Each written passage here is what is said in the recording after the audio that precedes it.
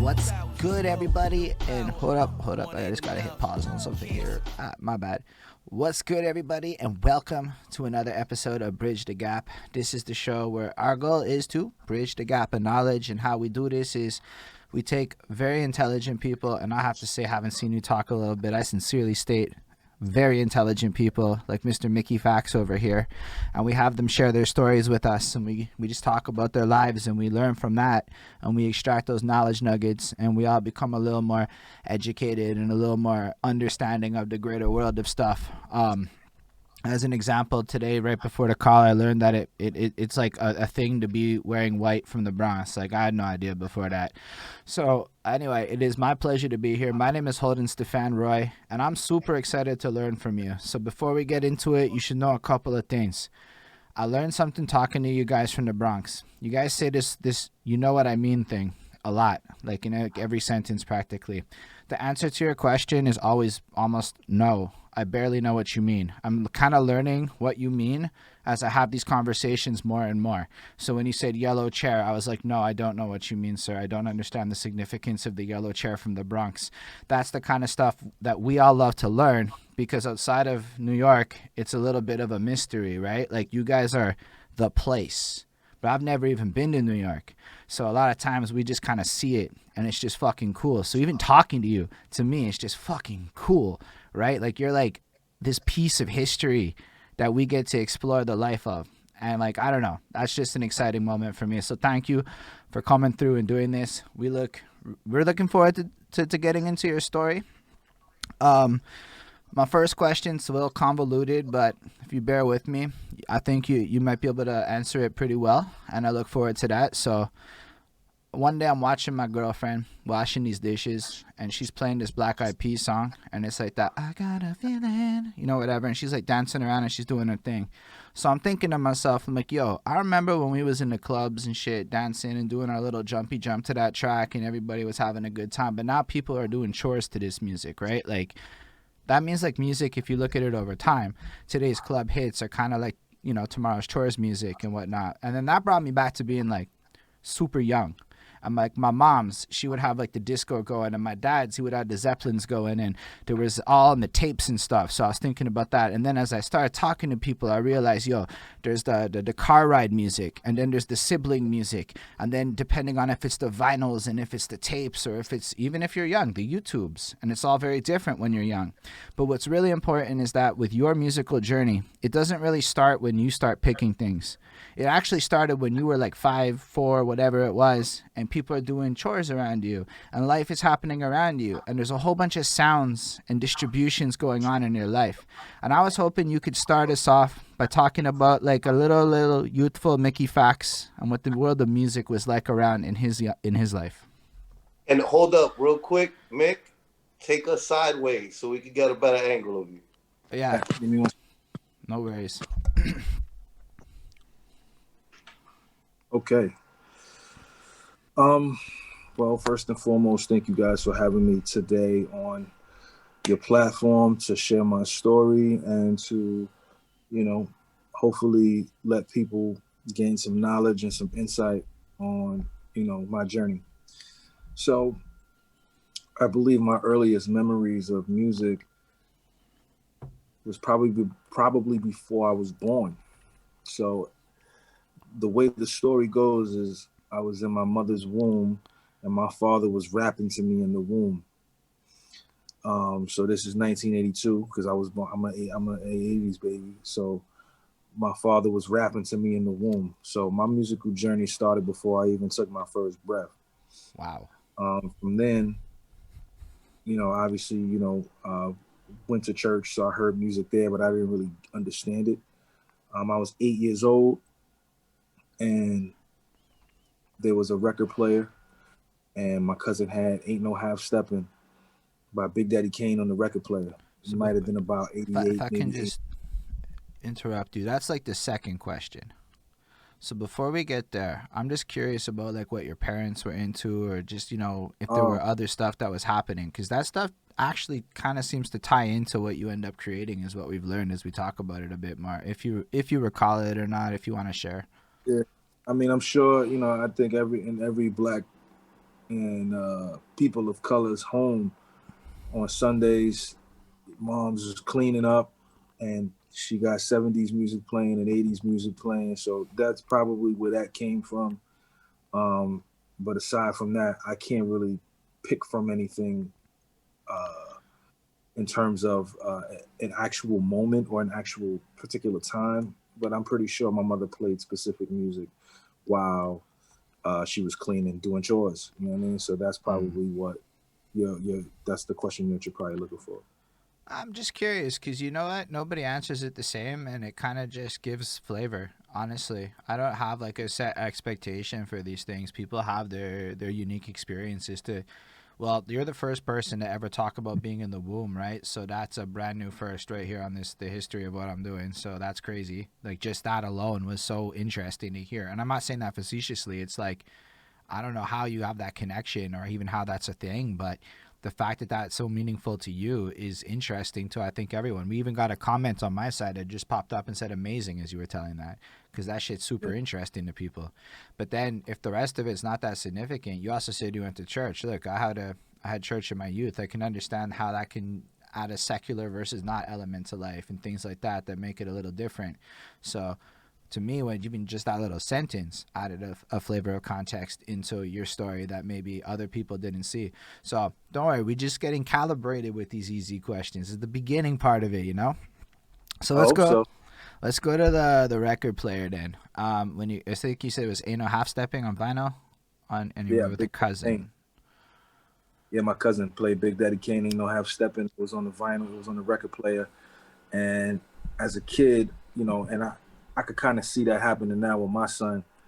He's just interested in everything and anything that's around. So my I'm usually a tidy person, but when you have kids, it just gets like fuck it. You know what I'm saying? Yeah. So um, I I saw it as it was tech, right? A video player was tech in the 80s. So I'm pressing play on it and I made Big Daddy Kane sound like a chipmunk.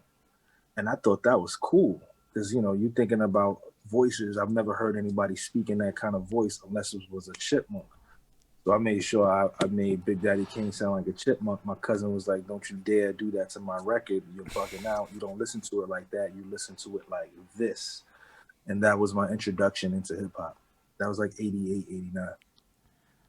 And was that like the first music you were ever introduced to, or was that just hip hop in general? That was, I would believe that was the first time I interacted with music. So I have a question. Were you like born and raised in the Bronx, or are you from somewhere else? I was born in Harlem, but I was raised in the Bronx. So I was born in Harlem, but from like 3 years old till about, I want to say,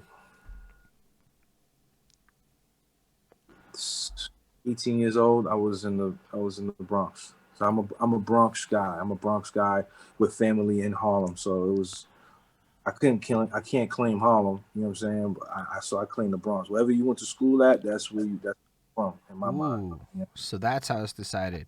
So for you, like that might be like a matter of fact, Dan, but for guys like us and the people watching and whatever, because there's also Golden Jenny from Norway. Just keep in mind, there's a lady in Norway right now who's watching this on our side. So we don't know all those things inherently. So thank you for telling us that. So where you went to school at is what really counts. Yeah, like if you're from, let's say, for example, I was from Florida, and then my mom moved upstate to. I was born in Florida. My mom moved upstate to New York, and then like from like second grade to like high school, I'm in New York. I'm from New York. I'm no longer from Florida. Wherever you Mm. went to school and people can verify you, that's where you're from. Like period. You know what I'm saying? People got to be able to verify you from school and from your neighborhood. That's what we know. And I can't be verified from the homies in Harlem because I didn't go to school with them and I wasn't in the neighborhood every day. But they saw me in the projects in Castle Hill. They saw me in the projects in Soundview. They saw me in the projects in Monroe. They saw me in the projects in Bronxdale. I went to Stevenson High School. I went to IS 131 in the Bronx. So I am a Bronx. I'm from the Bronx, basically. Like I can't claim nothing else. You know what I mean? Yeah, that's really fucking interesting. I mean, I really appreciate that. Like to me, that's straight up a knowledge nugget. Like that's like a thing we do here. We look for those, and I feel like what it's because I'm pretty sure a lot of hip hop is gonna have this core ideology based on where it comes from, right? So it Yes, kind of yes, yeah. branches out from there. So to somebody like me, that DMX skit where he's like talking about neighborhoods and stuff, all of a sudden has more context than it had previously because that never really meant a whole lot to me. Like, I mean, I'm in Montreal, it's kind of squished. Everything's kind of like an hour away, you know? Um, but anyway, so you get into music at that point. Are you like watching hip hop kind of come to life in your neighborhood as well? Is that a thing that's also happening around you? So this is the late '80s. So, crack is very prevalent, and going to the park, school parks. I remember seeing needles on the floor. I remember seeing color tops. I remember playing with the homies. We weren't we. I guess we could call each other homies, but we was playing in the puddles. With the fire hydrants in the summer. In the in the projects, we would play basketball in the hallway. If it was too cold outside, we were playing in the hallway. So the light on each end of the hallway was the basket. So we would try to dunk on each other like that. Ain't nothing like peeing in the staircase, peeing in the elevator, running around playing tag, stealing niggas' bikes. We did all in the Bronx and in Harlem. And that's basically how, that's how I grew up. That's how I grew up. And that was hip hop. That was hip hop. Taking something that was nothing and making it into something. That was hip hop. Seeing the trains filled with graffiti, you know, going down to 42nd Street, seeing that it wasn't Disney-fied, it was porn, and it was drug addicts. Like that was hip hop. That was what hip hop was. So I saw all of that. That was what New York was about at that time. And that's like just so that people understand a really young guy seeing this, like that's the environment. Yeah. I think it's really important to capture that kind of stuff because I mean, personally, I know a lot of people don't know a lot of stuff about that. So thank you so much for sharing it. Just always feel free to talk about that kind of stuff here because I'm super fascinated about learning it. It helps us all get more context, and I think context is really important to create change in the world. Um, so yeah, as far as that goes, so you're young. Are you like instantly interested in creating the music, or are you also just like are you a fan for a while before you start to desire to create? I'm a fan for a very long time. From '88 until about '95, I was a fan. And, you know, I was cool with the kids in the neighborhood, but in school it was a little different. Even though I was going to my zone school, there were still kids who weren't from around that area that would go, and they would sometimes be more popular than me. So I went to IS 131, which was an intermediate school. I would say around the sixth or seventh, sixth grade, maybe eighth grade, sixth grade, eighth grade, between those times. Um, I remember Bone Thugs and Harmony was out, and not only was Bone Thugs out, so this is a story, right? Not only was Bone Thugs out, but so was Family Matters. So I wore glasses, so I was compared to Urkel. So I always had to fight because I kept getting called Urkel. So I was always fighting. I was always getting in trouble. So I had that component, and then I had Bone Thugs, right? So there was times when cats didn't want to rock with me, and I wanted friends. So what I did was, using my marketing mind, even at that age, I would take Bone Thugs and Harmony's music from East 1999, that tape, and I would go home and I would write each of the lyrics out. And there would be a lot of play, stop, rewind, play, stop, rewind, play, stop, rewind, until I wrote every lyric down from Bone Thugs and Harmony on that project. Then I recited it. So this took about maybe a week, 2 weeks.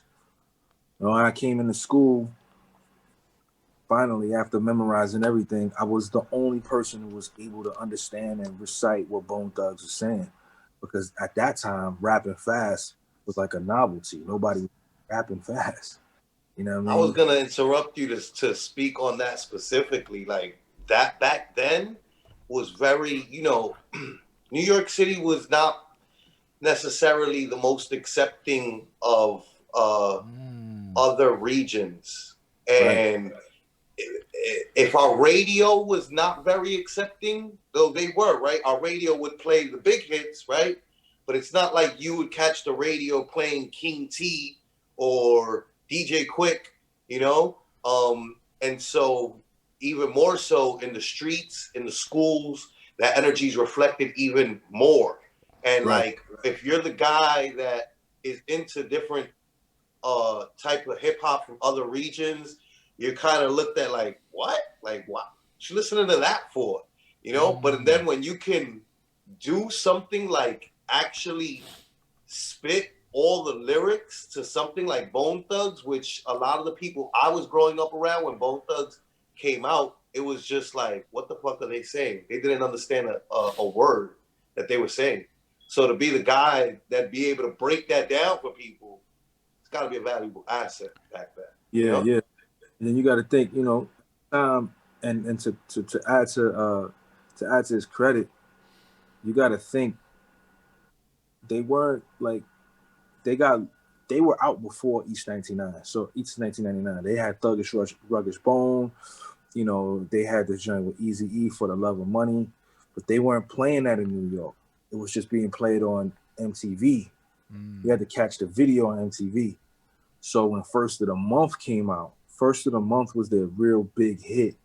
And they played that on New York radio and they played it on MTV. So I wanted to know the words to it and I wanted to use that to get friends in school. So I was able to go and recite Bone Thugs and Harmony in school. And it was like, what? It was unbelievable, you know, for like a 11-year-old, 12-year-old kid to be reciting Bone Thugs. I feel that a lot actually, because I mean it's a little bit in the future, but I was like 12 years old. Granted, the internet existed, so I was printing out lyrics and basically trying to do the same thing to be cool in school. I'm not even gonna lie, straight up, I relate to that. Like, just I was great to listen to for me. What was Bone Thugs' old group name? As a comment we just got. I don't know what it is personally, so Bone Thugs and Harmony. yeah. Like, what was their Yeah, group? What was that was the group. That's always been their group name. Yeah, that was always the group name, I believe, right? Wow. Am I bugging? No, I don't know. I mean, when I know the Bone Thugs that I've known has always just been Bone Thugs and Harmony, but I'm pretty sure maybe back when, you know, they always tell that famous story of like before they met Eazy, being in Cleveland, you know, and rapping around the garbage can or some shit, you know, the thing on fire. Maybe back then they probably, you know, we've all had rap names. My original rap name was Carnage Page. That's crazy. I don't even want to know that story. That sounds like you ripped it from Marvel.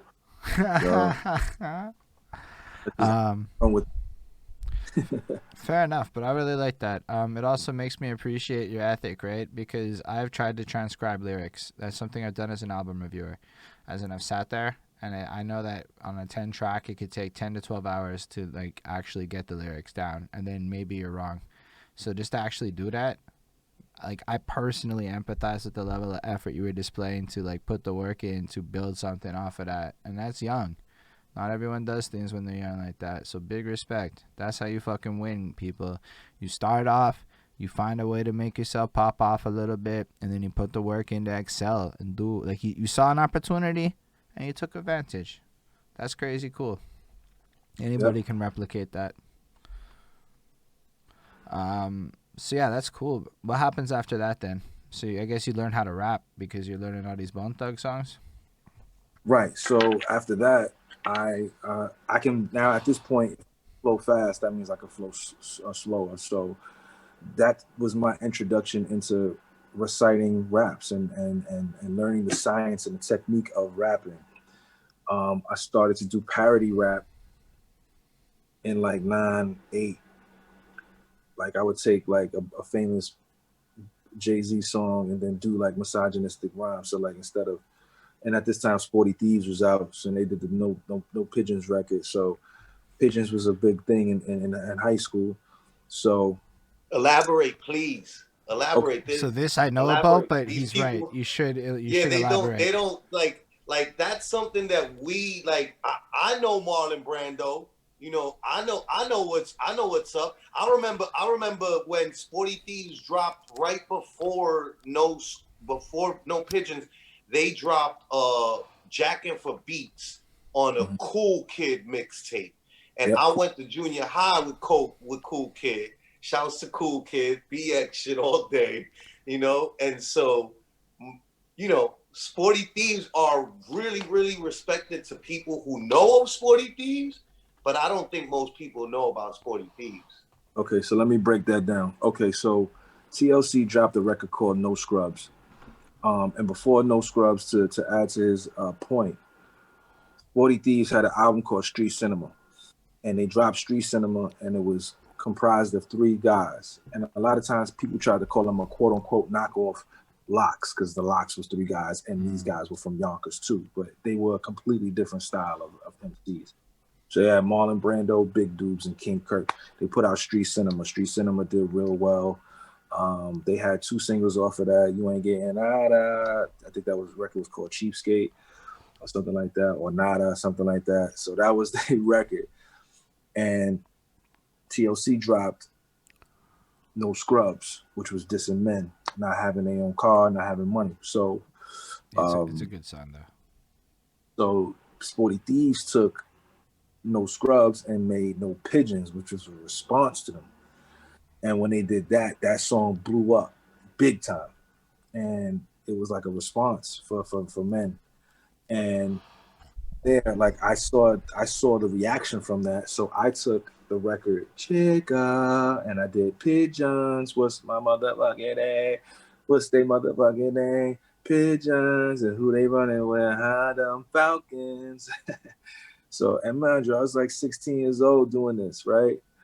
And I would change the lyrics around from what Jay said, and I would put my own lyrics in it, making fun of girls and calling them pigeons, the same way that Sporty Thieves did it. And I did that, and I performed in the school. And then my man Tommy Flight, he would do the beats on the lunch table. We would do that. That's how it came about. So I was more of a performer, songwriter kind of guy, doing parody, making the girls laugh in class, making girls laugh in school. Same thing with the guys. Niggas came through just to hear pigeons. They were like, yo, we want to hear that pigeon shit. So we would do pigeons in the lunchroom every day. Dude, that is incredible. And that's smart. Like, that is like. So I know the Pigeon song because that shit managed to hit Montreal, my high school, and whatever. Like, I knew that shit. Like, I just grew up knowing it. So it really did manage to spread, like, in a pre-internet kind of way, right? Like, so that shit was huge. But, like, hearing you go, yo, that worked, right? Because that worked so well, I heard about it. And then you were able to, like, and again, at 16, I think sometimes people don't realize what it means to be 16 and being this innovative. I appreciate it when you say that, like, at your age. Like, to me, that's like, bro, I fucking feel lazy when I hear people talk about how productive they were at 16. So for me, that's how it comes up. I want you to at least know that I'm getting it. But it really is, like, incredible. It's so smart. It's so ahead of its time. And that is something that has been associated with you so much, the idea that you are ahead of your time. And I feel it. I was listening to, this is just my opinion, I was listening to a lot of your early stuff a little bit, because I feel like if you're going to, I didn't really know your music that much before this interview, so I'm doing my homeworks. First of all, that fucking NERD thing is incredible. That is an incredible, we'll get there, I'm sure, but I just want to give you the big ups now. But what I realized is you had that, like, what Royce da 5'9" is up for a Grammy for, like, you were doing that vibe, like, then. And I was like, holy shit, like, I fucks with this so heavy. So I will inevitably hear all of your music. So if we ever do and then when he said that to me, then let him know, like, how many, like, whether they be small, right? Like, to your average hip hop head who isn't from New York City, like, Holden's been learning a lot of things in this journey of this show that we're doing together, right? Because he's from Montreal, grows up in Canada. I'm in the Bronx, you know what I mean? So, like, I say nah mean a lot. He's put me on to the fact that he don't nah mean.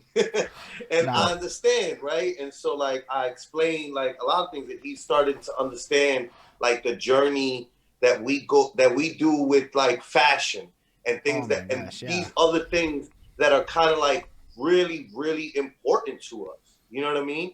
And those are things that also you have led the forefront and things that right now I was explaining to him that before, you know, essentially before Pharrell, before Lupe, before everybody was doing tight jeans thing, Mickey was out here tight jeaning it out. You know what I mean? Was with the skinnies before everybody, before anybody.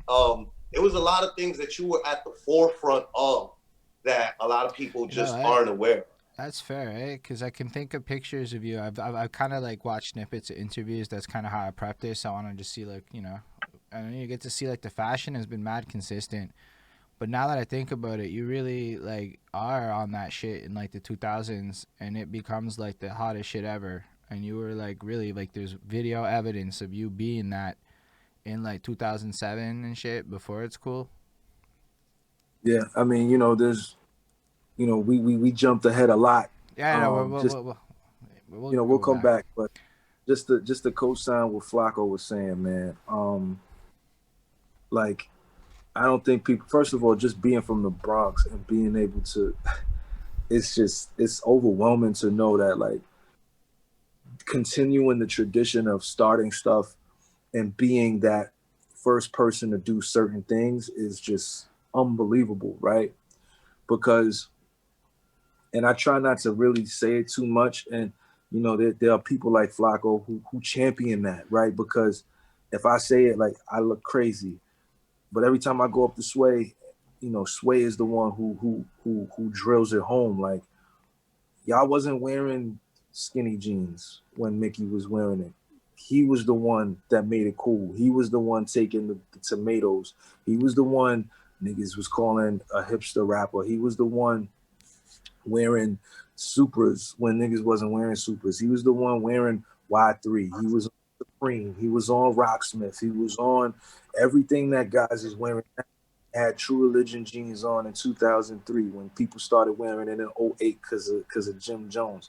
So like, you want to talk about fashion and then even talking about the music style, sampling NERD in 2006 when people were sampling Pharrell and the Neptunes. We were sampling NERD, rapping off of that in 06, right? And just telling my story. Like, we was doing that early on. I couldn't get on mixtapes because I didn't have the money to get on the mixtapes. I couldn't pay K-Slay X amount of dollars. I couldn't pay Smack X amount of dollars to get on the DVD. I couldn't pay Cutmaster C. I couldn't pay Flex. So what we did, we went to the internet. We went on MySpace and we put our stuff up on MySpace, and that's how we got noticed. So I just want to let you know something, Holden, just so you know how innovative we were back then, right? Just to co-sign what Flacco was saying. Love it. The very first show I ever did at Mickey Factz, I was in China. My guy. Okay, we'll build to that. That's amazing. Let's go back then to high school. But not New York City. The first show I ever did was in China. They paid me and 4 of my friends to fly to China so I could perform. Like, that's how international I was. And this was 2007. I didn't have a record deal. I had maybe two mixtapes out. And I was never on New York radio. I was New York shows. And I flew, bruh, I didn't even have a passport. My friends didn't have passports. They bought us tickets before we had passports. And they flew us out to China. That's some Bronx shit, man. My guy, It's gonna be a lot of fronting on this interview. I feel like I got a front. You know what I'm saying? Like, cause listen though, it's not just the like that again, right? Like, this is like, I'm gonna fully put the battery in your back, because like, it's not like, look, when he's talking about these things, these aren't minute things. These aren't things that just any old person can happenstance upon to do. And to touch back on the fashion thing real quick, like, people would think it's something small, insignificant, and they don't realize, like, Kid Cudi got to be on a HBO TV show that was built around jeans. and skinnies when after Mickey does it, after people, you know what I mean, jump on the wave in New York City, people that are close to the ground, and then they start seeing, and then Kid Cudi's working at what was it he was working at, Bape? Working at Bape. Yeah, he was working at Bape, and I'm pretty sure he sees a young Mickey, and you know what I mean? Then he starts seeing people probably who have seen Mickey wearing skinnies, so then they start wearing skinnies, and then Cudi seeing it working at Bape. Now he starts doing it. Then you got these guys who realize they think to themselves that Cudi's the one at the forefront of it, and they include him in an HBO TV show like Saigon was included in Entourage. You know what I mean? And it's just like, it's not to take away anything from Cudi or anything like that. It's just about a matter of, for those that do remember, it's important for us to document these things while we can, while we're here. Just on top of that, you're fucking interesting. Do your thing. Nobody's doubting it. We're like, you got to fly to Tokyo. Like, blah, blah. Like, it just sounds cool. Just keep doing you. It's fucking dope.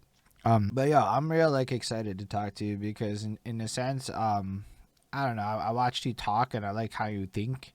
I like the fact that in high school you're already dropping like big time knowledge nuggets on us, and that you really have accomplished a lot of things. You're a person that people have heard of. Like there's a lady I'm interviewing from Montreal next week, and she wrote a track on one of your beats because you were like this shit in 2012 to her or something like that. I'm like, wow, like there's just these people all over. Not like everybody, but the people who like you a lot. Yeah. So that's love. If we go back to high school then, and you're like learning the bontas, etc., you get the spark for learning how to rap. I guess what happens next for you in that era? What's going on? Do you like perform at all? Like what's outside of the lunchroom tables, So, like bigger stages and stuff? So after that, I got into the battle scene in school, and I almost quit rap because I got killed. I went into a battle with my notebook out. You know what I'm saying? And I didn't know the rules of battling at that time. This is like 97, 98. And you're supposed to memorize your rhymes. I didn't realize that, so I got booed out the lunchroom. And I remember my man Jay Money was like, yo, you got a talent, man. You just got to memorize your rhymes. So that summer, I went and I memorized mad rhymes, and I taught myself how to freestyle. And when I did that, I came back to school. I was the best rapper in the school. And people would come from other schools to battle me at that time. This is like 98, 99. And my name was starting to buzz a lot. And Remy Ma went to my school too. So, and Dragon, same thing. You know what I mean? You went to school at Remy Ma? Yeah, I went to school with Remy Ma. That's and cool. Dragon from Rough Riders. And then what's interesting is a crazy story. I battled this one kid named Blackout. Shout out to my man Blackout. He was supposed to get signed to Rough Riders. We had a crazy battle, so crazy that I got suspended for inciting a riot because I beat him so bad. So when I came back to school, the principal was like, listen, what you did was wrong. You incited a riot. But it was so good that we want to do something for you. So at that time, I was like, what are you talking about? He was like, look, we want to encourage what you do because you do it at such a high level. So that week, for the whole week, he told me to write a rhyme about our school basketball team. And he let me rhyme on a loudspeaker every morning for a whole week. Okay, that's fucking cool. You know what I'm saying? That is crazy. That's not the way that it was in public schools in New York City. Like back then, it was just not like that. The teachers were not like encouraging of hip hop in many ways. You know what I mean? Like maybe English teachers, if it was a cool English teacher, but not like a principal, not for you to like get on the loudspeaker, Yeah. Like what? He put me on the loudspeaker, and I rhymed every morning at like 8:45, 9 o'clock in the morning. That's such a crazy anecdote. For the record, that's exactly what we want here. Is that kind of stuff is the best, and it reminds me of Community, the TV show. and just kind of like how that's the kind of antics you would picture taking place on that show, but that's your real life, and that's fucking amazing. Yeah. So yeah, I did that, and then from there, you asked if I performed after that, and not really, right? Like after I graduated, I think when everyone graduates, it's a couple different paths you can go into, right? You can either go get a job, or you can go to college, or you sit around on your ass. You know what I'm saying? And I chose to get it. I wanted to go and get money. Okay. That's just the Bronx, Harlem mentality for me. So I wanted to go get money. So I went and I was doing a lot of temp jobs. So I sold Primerica, which didn't work out too well. Pyramid scheme bullshit. I went out and I sold Kirby vacuums. You know what I'm saying? I went to the suburbs and tried to sell Kirby vacuums for like $800 on payment plan type shit. I tried to sell Cutco knives. You know what I'm saying? I know that one. I tried to sell Cutco. Yeah, I was terrible you know at that it. one? That's hilarious. I tried to sell Cutco. I cut a these penny. are all New York City hustles. Primerica, Cutco, all these are New York City hustles that if you're from New York City back then, like you were trying to get a job and you were young and, they're not giving you jobs at these, corporations, you know what I mean? Like this was your way to get a job, and he had all of them. Honestly, I had every that's single crazy. one of those. The real Fox just threw in, I did Cutco too. No, for real, I remember the whole pitch. We did like the 48-hour training session. You put up $100 or whatever to get that training packet. That steak knife was next level. Like I remember all of this shit. Yeah, so I did that for a little while. And then I went to Marymount College for like a semester. I said, okay, this is some bullshit. I'm not doing this no more. Then I signed up for a temp agency. And I started to go and was in the mailrooms a lot. And then this is before the internet. So I want people to understand, before the internet, we had to go and spend 50 cents and go to buy the Daily News, or spend $1 and buy the New York Times, or spend a quarter and buy the Post and look in the classified section to find jobs. So I did that for a little while, and then I finally found a job in the mailroom at a law firm. And this was 2002. So for 2 years, I was doing odd jobs until I found this mailroom job in a law firm. And I worked there for 4 years. In the first 2 years I worked there, I decided I wanted to get my own place. So I graduated from high school at 17, and I had my first apartment at 19 years old in Harlem.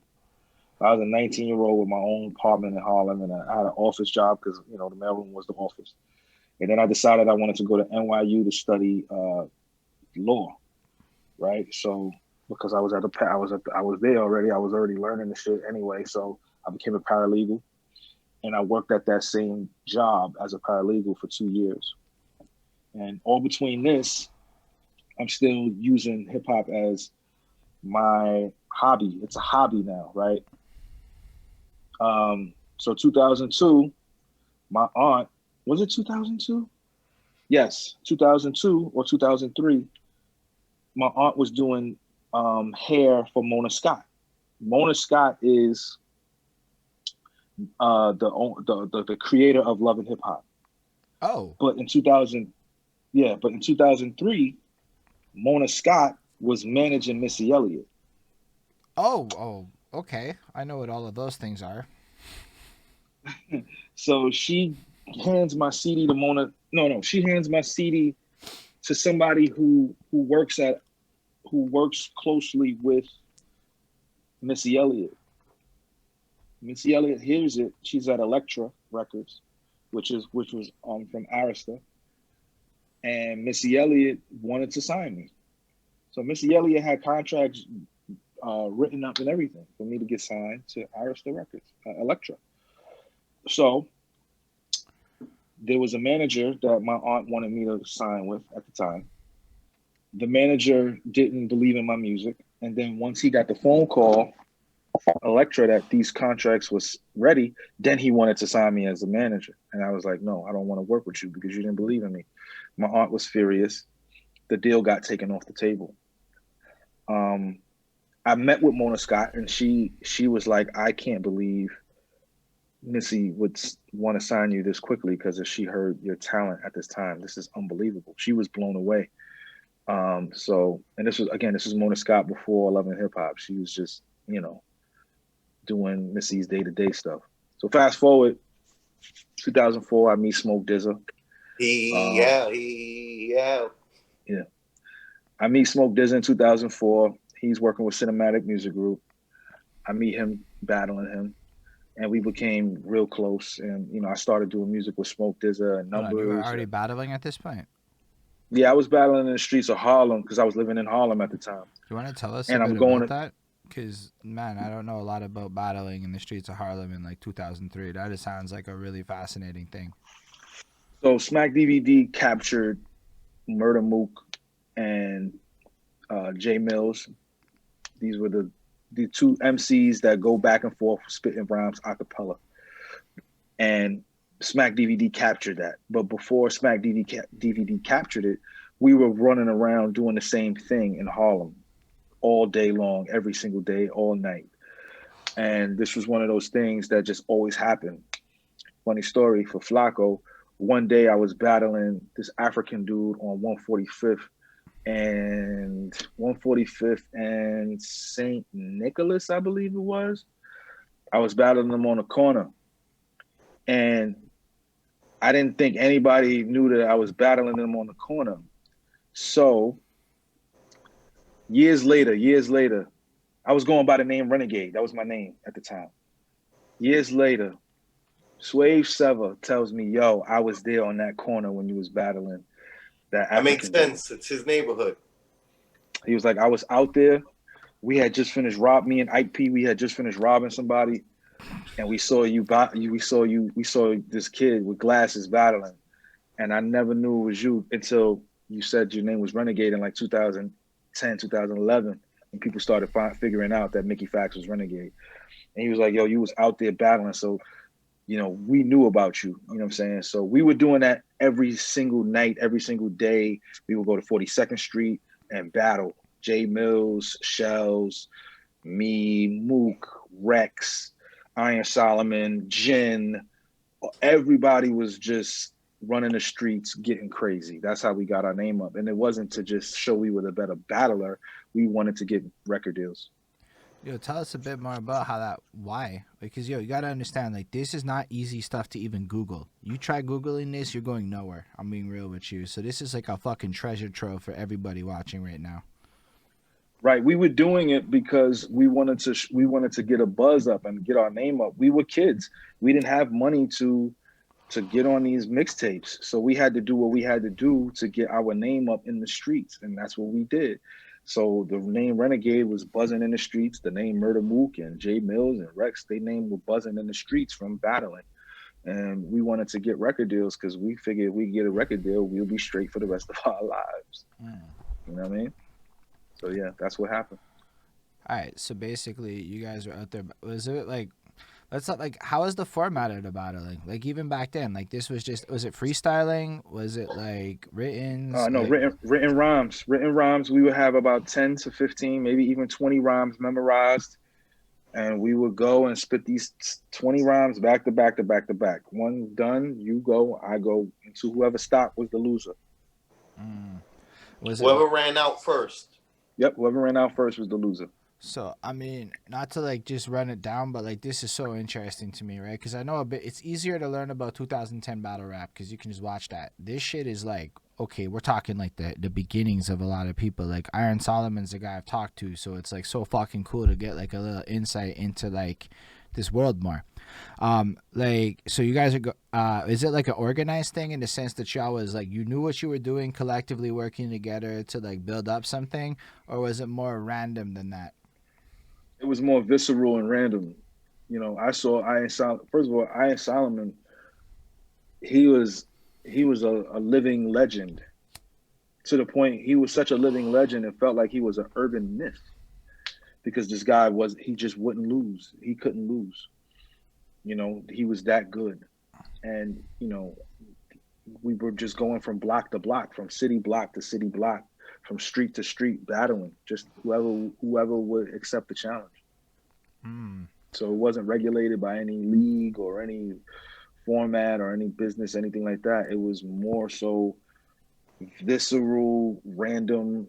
Think if you ever seen the movie The Warriors, that's literally what it was like.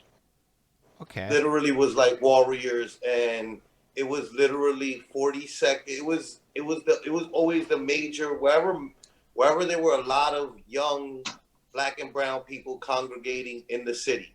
So it would be like 42nd Street, Yep. 14th Street, Union Square, Yep. West 4th Street. Yep. Those are like the three main pockets that like you would catch guys either battling or trying to like get their mixtape off. You know, like it's where everybody goes because that's where a majority of tourists and people from the city that are like looking to like have a good time are all hanging out. So it's Right. like, it's really, really helpful, believe it or not, for you to say all this to me, because a lot of times I hear people say stuff like on the Facebook, like, yo, the streets is how it pops off. And that doesn't mean a lot to me as a person who's never really been in the streets. But as you describe this kind of stuff, especially with the era you're doing it, right? Like, this is when we was all in, I was in high school at this point. So like it really adds a lot of context to how like my older peers think. And it's really helpful. So I just want to thank you for dropping these knowledge nuggets on us like this and answering these questions, because yo, it's such a pleasure to pick your brain like this. Absolutely. Anytime. All right. So you said you went through the whole thing with the 2003, and then in 2004 your battling is happening, and then you said your story continues at that point. Yes, 2004, this is still a hobby for me. And then 2005, a very pivotal moment happens. My brother comes up from Houston and he's staying with me at my crib in Harlem. And then I have a double date from Black Planet. Black Planet was a social networking site. Okay. And my brother dates who is now my personal assistant, and I was dating her friend. And we go and I'm rhyming in the car. This is a first date. I'm rhyming in the car all night. And then we go and we see Nelly outside of a club. Okay. And I step out of the car. They were like, yo, go rhyme for Nelly. And I step out of the car, me and my brother, and I go up and I'm nervous as hell. I go up to Nelly and I don't even rhyme. I just say, yo, one day we're going to work together. And then I go back into the car. That's how nervous I was. And the girl, Lakita Steele, she was like, I want to introduce you to somebody. And she introduced me to Saint of GFC New York. And we started GFC New York that following week. What in is 2004. GFC New York? God, Family, and Culture. It's a consulting firm. So we'll get into that later on in the interview. But basically we did marketing for Nipsey Hussle, Big Crit, Okay. myself, FKI, Black, who spells his name with a 6, Rory. The list goes on and on and on. ASAP Rocky. I've heard of all these names. That was a really good list of names you gave. Yeah, we basically did the marketing for these guys. That's dope. So we start GFC New York, and we decided that I was going to be the lead artist off of GFC New York. I was going to blend everything together. Now, at this time, I was wearing, mind you, this is 2004, 2005. So I was wearing, we go back into fashion. I was wearing Pradas. I was wearing Dunks. I was wearing Rock and Republic denim. I was wearing True Religion denim. I was wearing 7 jeans. This is before everybody was doing any of that stuff, because everybody and their mother was baggy. Every human being was baggy. So we was doing skinny jeans and this fashion stuff. So we started a magazine called Laced Magazine, which was about sneaker culture. And I was the first artist. And that's when we decided to change my name from Renegade to Mickey Factz. And the name Mickey Factz came from Natural Born Killers, Mickey and Mallory. So I took the name Mickey, and then I wanted to only talk about facts. But I spell it with a Z because I was fashion forward, and I thought facts looked cooler than just FACTS. It does. So from there we sampled NERD, and that was the first project that I put out as Mickey Factz. Yeah, that project is pretty awesome. Also, Mickey Factz was pretty forward thinking from like an SEO equity point of view, because had you put the S, you would have had a lot more competition just off the jump. There was Right. going to be dudes named Mickey who wanted to be Mickey Mr. Factz, you know? But by adding that Z actually like helped your future self out, in my opinion. So that's fucking fire thinking.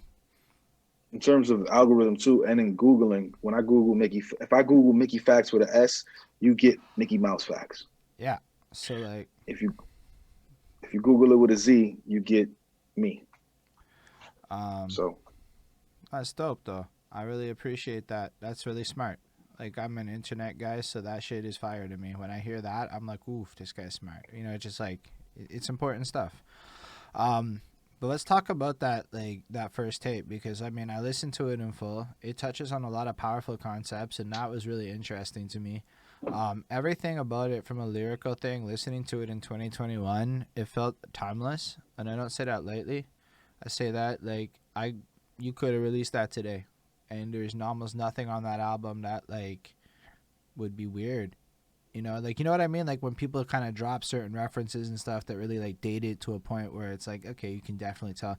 Nah, you had that like more timeless element. Plus with the music, I mean, it's dope. Everybody likes NARD. It's hard to like not. But I could tell you though, the whole time I was looking forward to Rockstar Posers, which on the YouTube playlist I found that had it on it. It was like deep on it. So the whole time I'm like, oh my gosh, because yo, that shit, that was my shit when I'm young. That shit's so fucking cool. Yo, it's amazing. It did not disappoint. That was my favorite track off the album. Absolutely. But yo, thank you. tell us about that project, like a little bit more detail, because it sounds amazing. I know I read somewhere that you put a lot of effort into chopping up the beats to make it sound like distinct. Like you put work into that shit to catch Pharrell's attention. Yeah, so we chopped the shit out of it because there's no. I had to buy the album, the live version, because there was two versions of Fly or Die and In Search Of. There was the live version, and then there was the studio version. We bought the live version because we wanted it to sound like rock, but rap rock, and so we did that, and I chopped everything up and came up with concepts. Me and Steve-O, who was my A&R, and we it was a very crazy time. We just wanted to put our story out there. And I remember when we released it, I had the military military fours before they came out. We did the photo shoot with the military fours. I had the Lamont Darley blue and black Biggie checkerboard, a lumberjack hoodie. I had the Dwayne Wayne flip up glasses. So, we embraced being a nerd, right? And I think that was what was different from what the Manos and the Papooses and the Saigons was doing in New York at the time. I was coming from a completely different era and area. Really different, completely different. That was not the norm at the time. It was not the norm to buck the norm at that time. Like that wasn't what was cool, what was co-signed, what was pushed. That was not the wave back then at all, Just like it is now. Add to it, like not long before this era, like RZA drops his book, right, the Woo whatever, where he's all talking about uniforms and compliance and this within his book, kind of preaching to the world the Woo way and stuff. So just to kind of add to it, even in my little discovery, I see what you're saying. But yo, you know what? Like that's some forward thinking shit, because I can tell you a lot of people like me bumped to that kind of style real fucking quick because it was mad relatable once we started seeing it appear in hip hop. Yeah, I mean it was an interesting time, and even it's crazy that Flacco actually says this because I watched an old video of mine called Be Free. We shot it in 2004, and I was inspired by Common when he put out B. So that the clothing that I wore was representative of that. I had the Applejack hat, I had some shoes on, and it wasn't skinny jeans, it was like fitted denim though. But after that video, we have footage of me dressing how I dress now and how everybody dresses. And this is 05. You look at Lupe in 05, he was wearing big baggy denim. You see Pharrell, his was more fitted. I really was the first one with skinny denim on, and it was really rough being that guy because nobody wanted to do that. I was called homosexual. I was called super nerd. I was called a hipster. We stayed with it, and after a while, people copied. That's what the world is wearing now. All those styles. That's what Big the facts. world is wearing now. Like that's literally the norm and the cool across the entire world. Yep, and I had Supras. I had the gold Supras before Jay. I had the gold Supras on when he wore them in the Rihanna video. By the time he wore them in the Rihanna video, I had already had them for like a month or two. So when Complex did a write-up on them, they mentioned me with Jay-Z at the time. Shout out to Joe LaPuma. Joe LaPuma was like, yeah, I know you guys like them Jay-Z sneakers, the gold Supras. They only made 100 of them, but Mickey was already wearing them, and I had like 4 or 5 pairs of them. But that's that New York, that's that Bronx. That's that Bronx, you know what I mean? And from there, after we did the In Search of the NERD, I put out Flashback, which was taking old school beats. And then, it didn't really go over too well because hold people on. were... I read a little bit about the concept to it. I didn't hear it yet, so I didn't want to go that in. But the concept on it's fucking fire. I don't know why it didn't go over well. I guess maybe people are, but it made me want to go listen to it, and I now have it on a go check it list.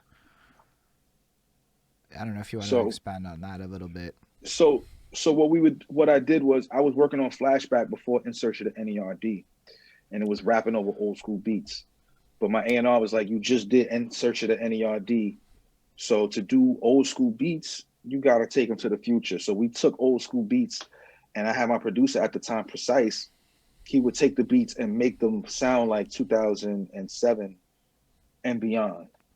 So we enhanced the beats to make them sound a little crazier. And if you think about how much that's done in pop music today, that's a fucking crazy thing, eh? Yeah, we were doing things that were just ahead of the curve all the time. Which leads us into Heaven's Fallout. So Heaven's Fallout was really my breakout project. And I had put out a song. I don't know if you guys ever, the Geico commercial. Everywhere I go, that was the first time that they used the caveman. I sampled that song and put it on MySpace. And I started to sample music that was alternative music, which was basically piggybacking off of In Search of the NERD. So I sampled the Fallout Boys. I sampled the song Arms Race. Anyway. Yeah. I sampled that same record. So Kanye did a record. He had remixed it because he felt like they had took the #1 spot on the Billboard charts. So he remixed it with 88 keys. So I took the beat, I looped it, and I rapped over it. And when I rapped over it, Crush Management, who was managing the Fallout Boys and Gym Class Heroes, said, yo, we're going to do a remix.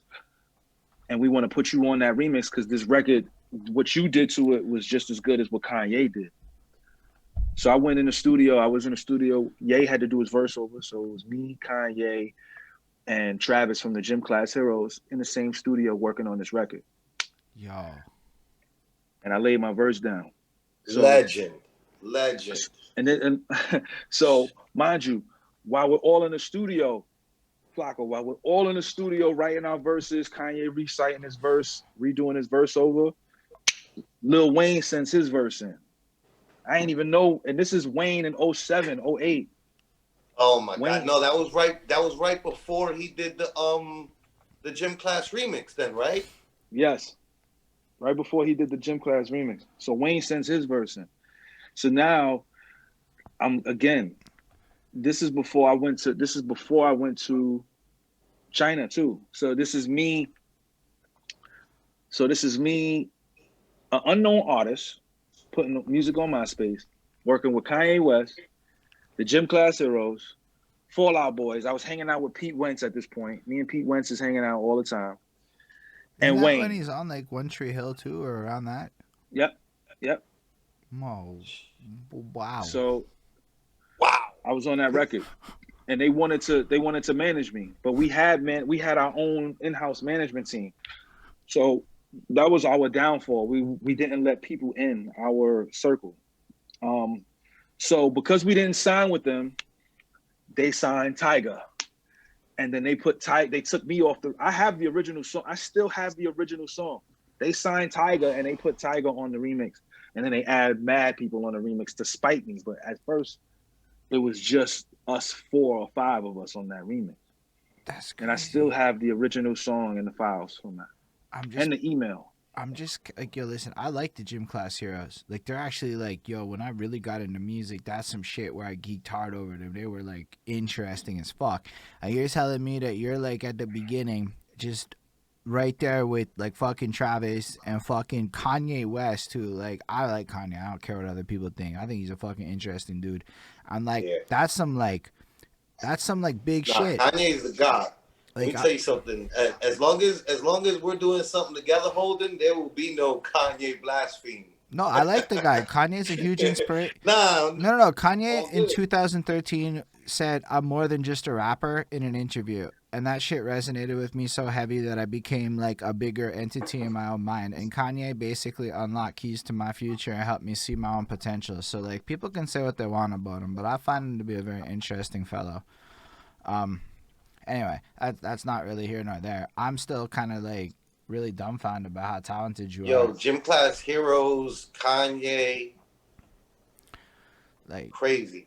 Like for real, Mickey that's Factz. Big shit, man. Like and you know what? Like hearing your music from like that, because I heard the NERD tape, so this is from. Like, it makes sense. You're really good, dude. You're really, really good. He was doing what Drake did to blow up way before.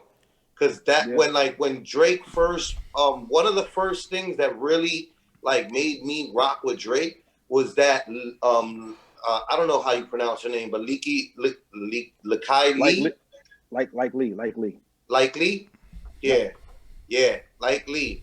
When he remixed her track, I was just like, oh, this is dope. Okay. And he did that a few times. Like, it wasn't just her. Like Drake he's continued doing that throughout his career. You know what I mean? And you were doing that on MySpace, B. Dude, man, it's like incredible, Mickey. Like, that's why I love this show, because we get to learn this kind of stuff. Like, I'm into history. I want to know who did what proper. Like, that's just the facts of a situation. I'm not into like the more mainstream stuff. It's hard to find truth. So talking to you and seeing your significance is pretty incredible. Like, I'm a little like dumbfounded in like the best possible way, because you're so humble about it. That's the part that makes you truly incredible. You're not like cocky. You're not like sitting here being like, I'm the shit about it. But like, I try not to be, man. And it makes it enlightening, man. People in the comments is really enjoying your stories, man. Like, people fucking like that. That was cool. Yeah, I mean, to speak to the fact that he humble, right? El Answer posted that he remembers that Mickey Factz was on MySpace trending for giving a homeless man a pair of expensive shoes, then putting a new pair on. Oh man, fire emojis. I remember that. Yeah. We gave a homeless man sneakers and then put a brand new pair of sneakers on, and the sneakers that I gave him were brand new. You did that before it became a cash cow on YouTube? He did it on MySpace. Yeah. You gotta understand how many millions and millions of dollars were made copying that idea. I mean, this is what I used to do, bro. We used to come up with these ideas and just do them. We didn't, and it's documented. So I'm just glad that it's documented for people to see what we were doing before people were doing it. Yo, that is amazing. I'm really impressed. Like, that is some amazing shit. Like, I knew you were gonna be an impressive guy. I didn't realize you were gonna be like knocking it out the park, and you're like still in 2005, 6, whatever, early days. You know, like, that's fucking crazy. Yeah, brother. Wow. Thank you for sharing this. Thank you for like taking the time to like fucking share this though, for real. Like, that is really cool of you. Thank you.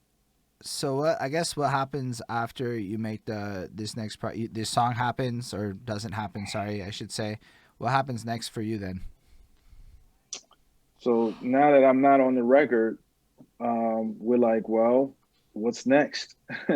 What do we do next to make a big splash in the industry. And I was like, shit, I don't know.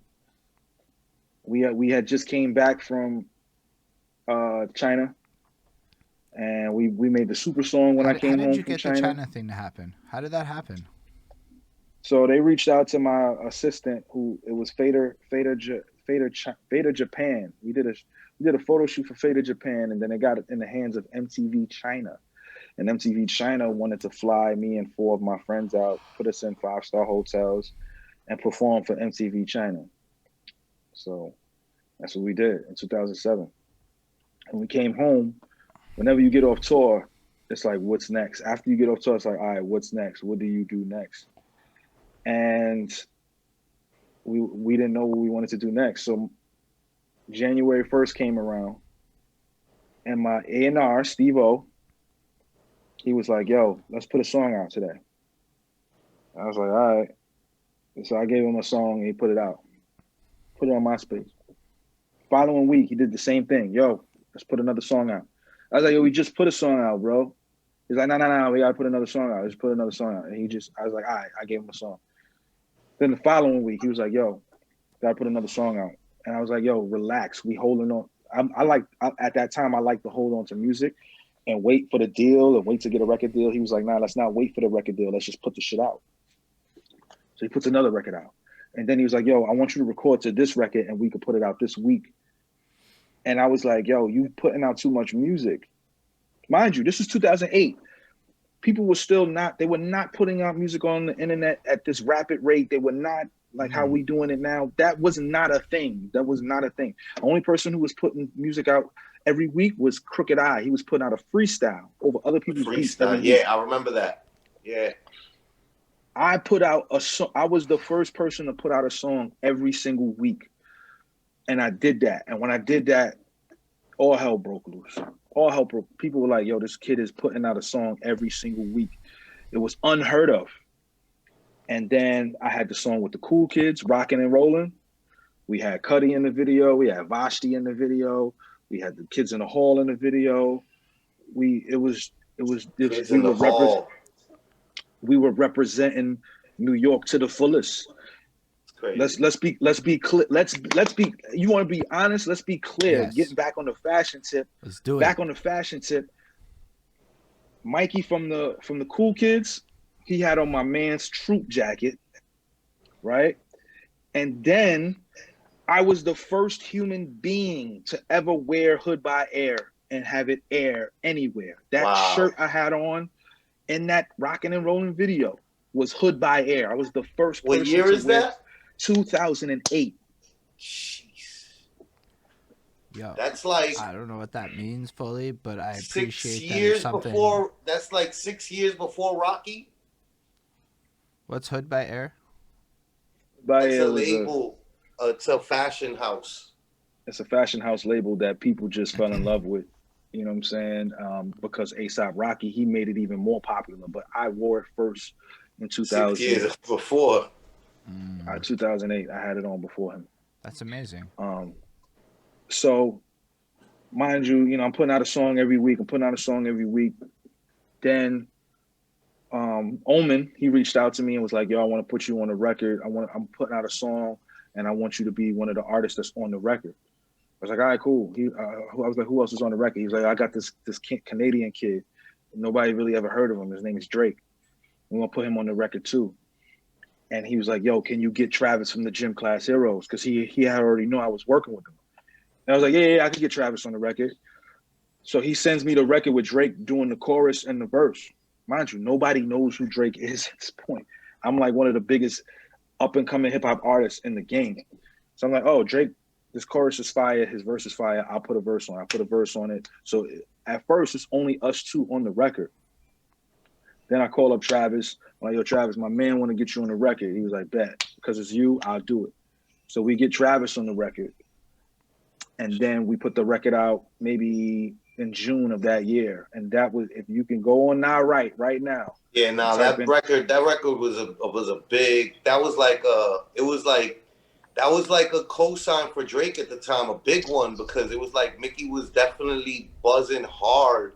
and Travis and Travi was like he was gym class heroes. You know what I mean? He was a star. He was a star. He was a star. He already had Cupid's arrow, if I'm not mistaken. It's Overdose is what it's called, I believe. Drake. Overdose. Yeah, I found that. Yeah. If you type nahright.com, the post, because nahright was literally where you found all your music. Yep. If you go there and you type in, go on nahright.com, and then in the search engine you put in Overdose on Life, you will see what it says. The blog Golden Boy Mickey Factz taps in star Travis McCoy from Gym Class Hero and some Canadian kid rapper. Yo, that's literally what it says, because nobody knew who he was. That's amazing. And, so and at this point now I'm in every magazine. Every month I go to the newsstand, I'm in the magazine. So I was in Fader, I was in URB, I was in Spin, I was in Rolling Stone, I was in Billboard. Hip hop got to me late. The last magazines that I was in was The Source and the Double XL. I was an international artist before I was anything. Like, the city still didn't accept me. I wasn't on New York radio, but I had a huge fan base. I was selling out venues whenever I performed. I went to South by Southwest. I had the Rockin' and Rollin' video on YouTube on MTV Jams. I was like number 1, number 2 on MTV Jams for weeks at a time. No record deal, no nothing. And I had records with Cudi. I did a record with Cudi. It was just mad shit. So finally, around July, The Source called me and says, "Yo, we want to put you in the magazine." I said, "Okay." So I was an unsigned hype in The Source. After every magazine already had me, then Double XL called me and put me in the Show and Prove section. And then I was in another piece of the magazine for another interview. And then they called me on my birthday and said I was going to be on the Double XL cover, which is right here. Yeah. Now that cover is like, that's one of those covers that's a monument in hip hop. Like, I was just having a conversation with a couple OGs, right? That like, they're the ones that like, taught me the freestyle type shit. And I was giving them their flowers for, what they did for me. And we were talking about freshman classes. And I was explaining to them that really the first freshman class that everybody thinks of is Mickey's freshman class. Though that's not actually the first freshman class ever. Like, they had one before them with Papoose. I think Papoose was in it. Saigon was definitely in it. Lupe was in it, I think. Right? And then before that class, actually, The Source had the first ever freshman class with like Peter Guns, DMX, Cameron, Nori, a bunch of cats back then. Pun, Cannabis. Pun. That was but Mickey's class, right? It shows you how impactful that class was. That cover is really like a monument in hip hop. There's certain covers, and that's one of them for sure. I can tell you, I've definitely seen it before.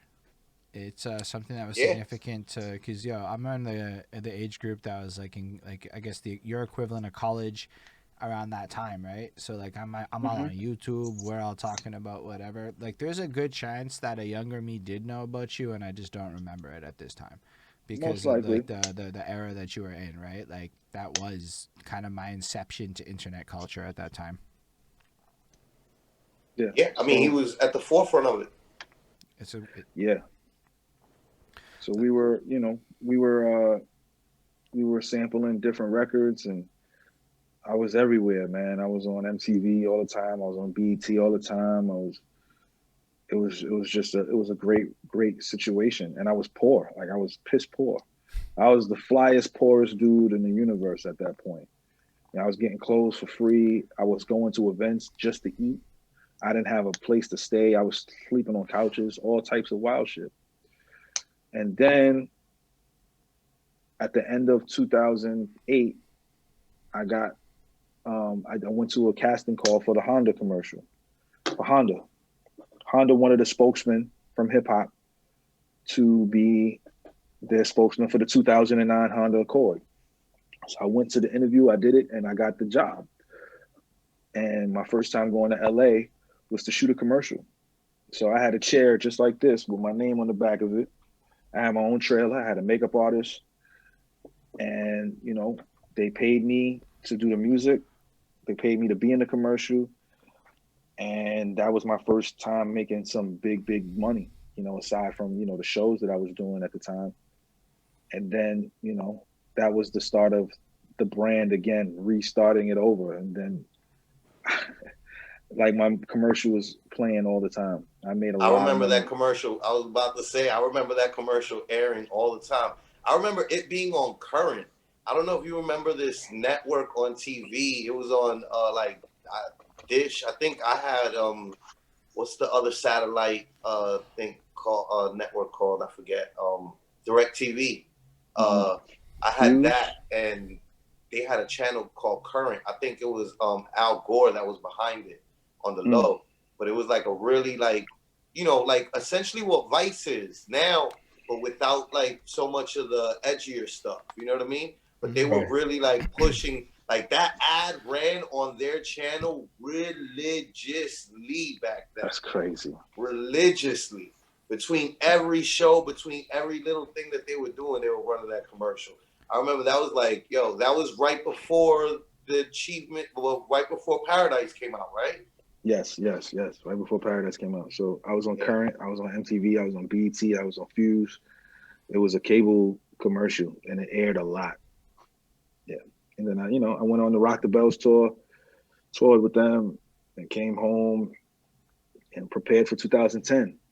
And I saw the world. I went to Toronto, I went to Japan, I went to England, I went to Jamaica, Puerto Rico, performed. I went to New Orleans, and I seen the whole country basically performing, just spreading that from the Mickey Factz brand all throughout the country and the world. Yo, question on my part, out of my curiosity, when you travel to a lot of those places, did you get to like explore on your own time? So, yes, and not when I traveled overseas. So when I went to Japan and England, it was a little brutal, only because I was touring in between with Rock the Bells, which was weekend shows. Right. So I did DC, I did like Philly, and I did New York and DC with Rock the Bells, and then I flew out to Japan that Monday, and it was an 18-hour flight. So I got to Japan like Tuesday night. So really I slept. So that Wednesday I had the show with Lupe Fiasco Wednesday night, and then I had an extra day in Japan. So I explored a little bit in Japan that extra day, and then I had to fly out Friday to get to Rock the Bells Saturday in LA. So I got to Rock the Bells Saturday in LA, flew to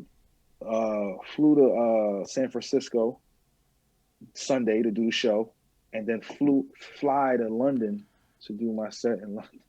I got a question about that. It was a lot, man. I mean, first of all, that's huge. I mean, I don't know how you sit for so long. That sounds a lot. So actually, my question is, what do you do on the plane? That's a lot of flying. What do you do when you're on a plane? How do you spend your time? At that time, I bought comics with me. So I would bring a whole bunch of anthology comics. So it would be like 10 to 15 comics in one book. So I would read that. After I read it, stand up. You got to walk back and forth because you can't sit that long, and then you sit back down, try to sleep, wake up, take out another book, read.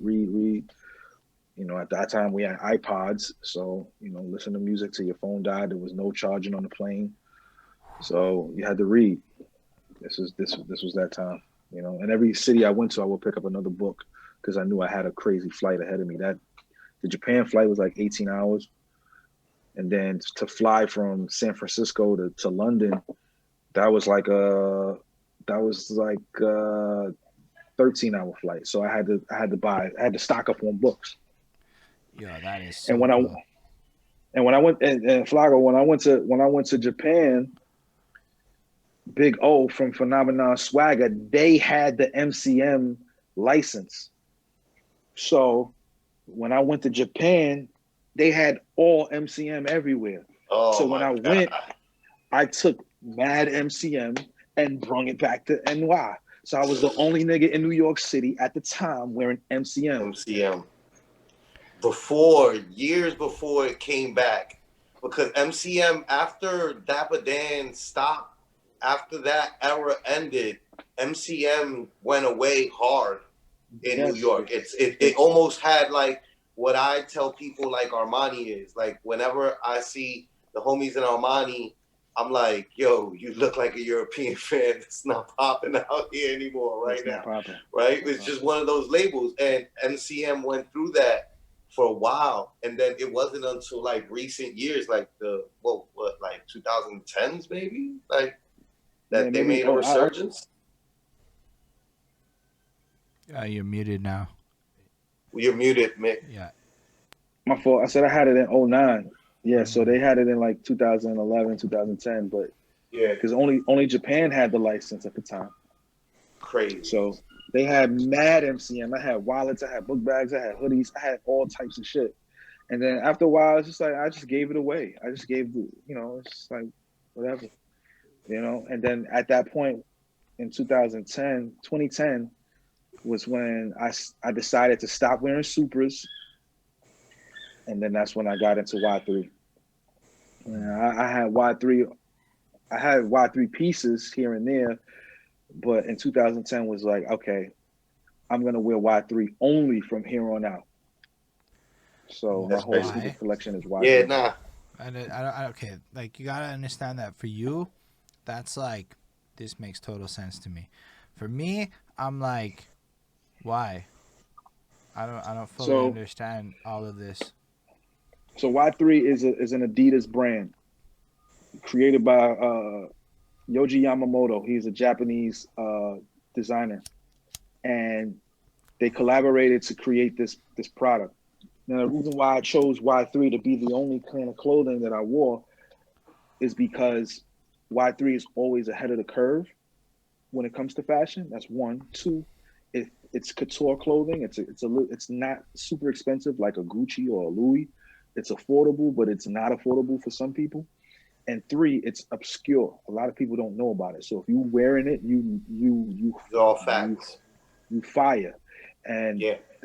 And lastly, if you don't get a piece from that collection in that season, you'll never get it, because they don't restock, they don't resell anything. Yeah, no, they don't do that. I think the only people I ever seen carry Y3 outside of their stores is the Century 21 stores in Manhattan. You know what I mean? And Century 21 is like, they carry like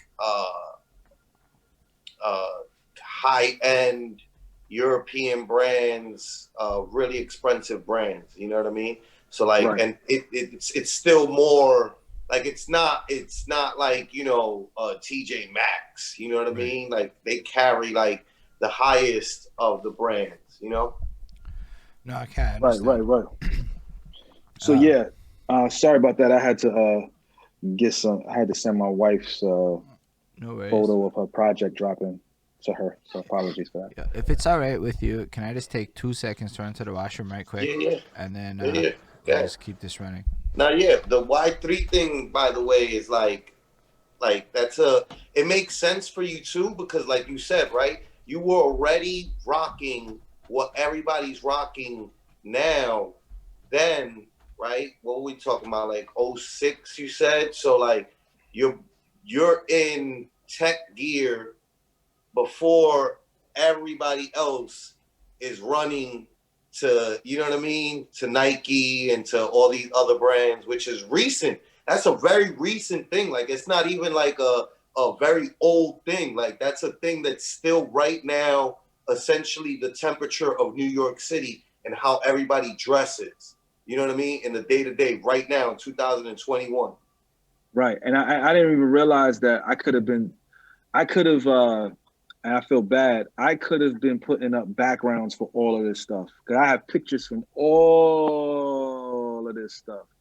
So I could have been, posting all kind of footage and just to, show people what it was, right? You sideways, bro. Yeah, I know. I'm looking at photos so I could post up my photo. Oh, word. Yeah, just so we could kind of get some background knowledge of what was going on. So give me 1 second. So I'm about to post some stuff. This is me in Japan. Yup. You're muted, bro. You're muted. There's you. Oh, my fault. There's you, Lupe. Who's that? Wait. Yeah, that's Damon. That's Damon. He's a fashion guy. He was like the Warhol of the downtown scene. Let me get out the way. And that's a DJ. I forgot Shorty's name, but that's us in Japan. Yeah, that's fucking cool. Yeah, I could do this all damn day, B. Like, I have so many photos to just kind of confirm everything that we're saying today, just in case people get out of pocket with their vocals. You can feel free to. I'm pretty sure the people would love and appreciate that. Yes. I know for a fact that, you know what I mean? Like, everything you're speaking these are pure 100% unadulterated facts. I watched the journey on my own. I was, as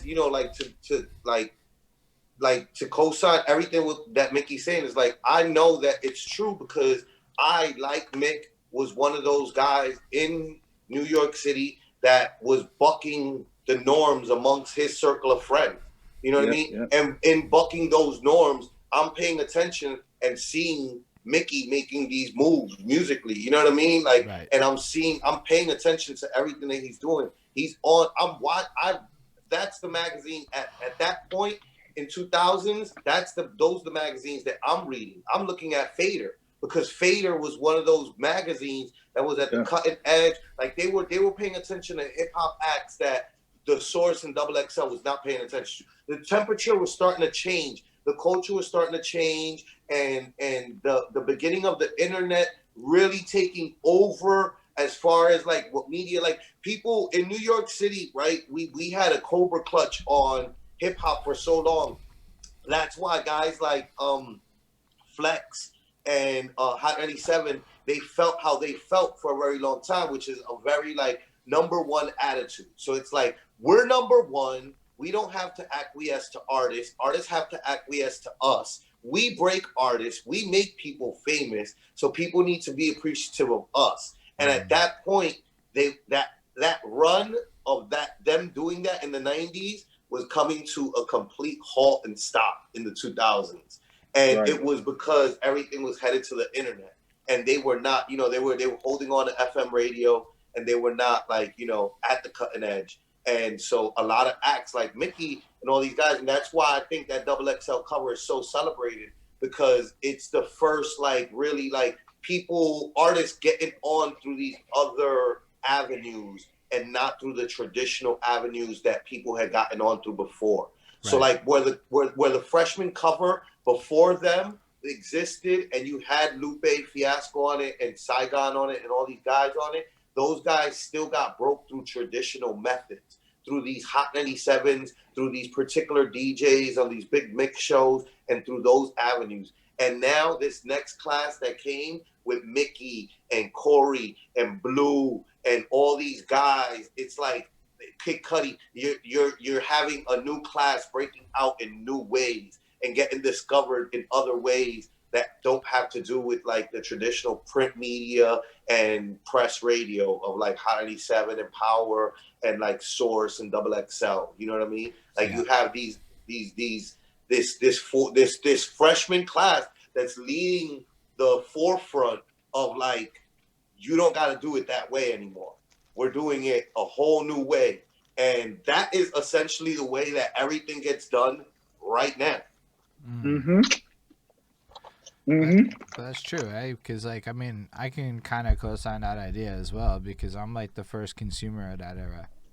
Like, for real. Like, my group of people is, like, the ones that was all jumping on that and making it go viral and whatnot back in the day. That's pretty crazy. Man, it's like I love the fact that like we can have conversations like this, and I know that there is so much more to come. Like we're at the beginning.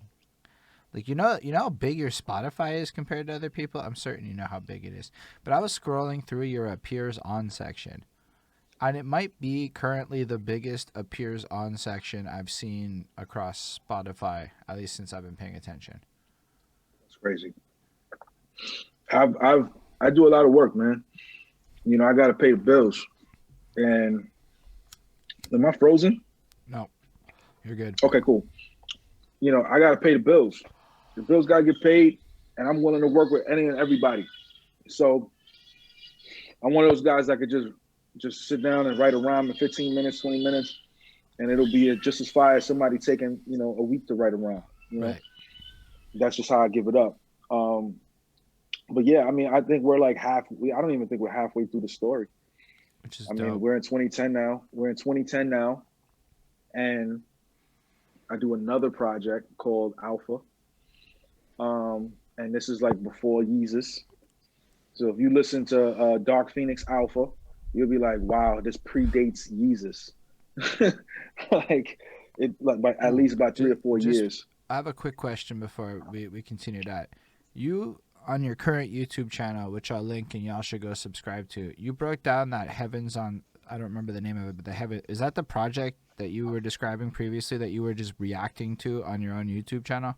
And I don't say that in a negative way. I say it like you're the first guy that I've seen go through his own music like that. And I'm like, yo, that's something people should actually do more of. And that's like just something that you're doing right now. But you touched on that project, and if people want to know more about it, they can, you know, fucking throw that on right now, and well, not right now, but like in the near future, and check it out. Yeah, I did that. I have a Patreon, and one of my fans who purchased one of the biggest tiers, he was like, yo, break down Heaven's Fallout for me, please. And I was like, okay. So, you know, I was like, I broke it down. But yeah, so Dark Phoenix Alpha, that came out New Year's Day to 2010. And that predates Yeezus. If you listen to it, like I sampled Amadeus Phoenix, and I sampled Justice, and the sound of it basically sounds like Yeezus from Ye. And a lot of people, when they heard that album, they was like, yo, this sounds like Nicki's project. You know what I mean? Then 4 months later, I finally do my record deal. I signed with Jive Records and Jive Battery Records, and I put out Paradise. And Paradise was my first single ever on a major label. And, you know, we did 1 million views in a week on YouTube. I was one of the first artists. If I wasn't the first, I was like the second artist ever on Vivo. And they pushed that shit crazy. Yeah, then I did BET Hip Hop Cypher that year. Me and Big Sean went on tour. We did a Southern Texas tour. It was real dope. Came back 2011, did a project called Love, Lust, Lost, which was just a female relationship project. You know, one of the just projects that just focused on relationships and how they make you feel. And then going into I'm still signed at this time. I do a record with Marsha Ambrosia. I do a record with Yellow Wolf. The Marsha Ambrosia record came out called For the Culture. And when they were just about to go to radio for that record, Jive folds. And when Jive folds, people think I lose my deal, but I didn't actually lose my deal. I got moved and got another deal with RCA. So everybody that was on Jive got either moved to Epic or RCA. And if you weren't good, you got dropped. I did not get dropped. I had got another deal with RCA Records. That's nice. I didn't even actually know that. And that's actually a norm. That's the way that it is in the industry. When record labels fold, it's not really a folding. They just get inherited by another label. That's why like the music industry used to be like the big, I believe when the music industry first started, it was 6 major record labels. Yes. You know what I mean? Like it was a big number. Then it turned into like the big 5, then the big 4. And like now I think it's like down to like the big three. Yeah. Yeah, it's like the big 3 now. Yeah. So we got consolidated. I got moved over to RCA. And I had an A&R. My whole team that signed me to Jive was no longer behind me. So I had a whole brand new team. It was a very difficult time for me. So around that time, you know, I got co-signed by Swiss and Janelle Monáe, and I put out my project Mickey Mouse, which was about a graffiti artist in the 1980s, who, you know, was mentored by Andy Warhol, Basquiat, and Keith Haring. Mind you, this is before niggas is talking about art. And I did a whole project chronicling New York City in the 1980s from a perspective of someone downtown in that time frame and based in the art realm. It was the first of its kind. And when I did that, it was co-signed by everybody. Everybody loved that project, called it, it's a cult classic to this day. Lupe called it one of the greatest projects ever released. Swiss Beats said this is a magnificent work of art. And Janelle Monáe was like, this is unbelievable. Those are some big names, like some serious names. Huge names, serious names. Like Serious these are names. people. And Janelle Monáe like, co-sign is not like you know, a dime a dozen. Janelle Monáe doesn't like, you know, she's not.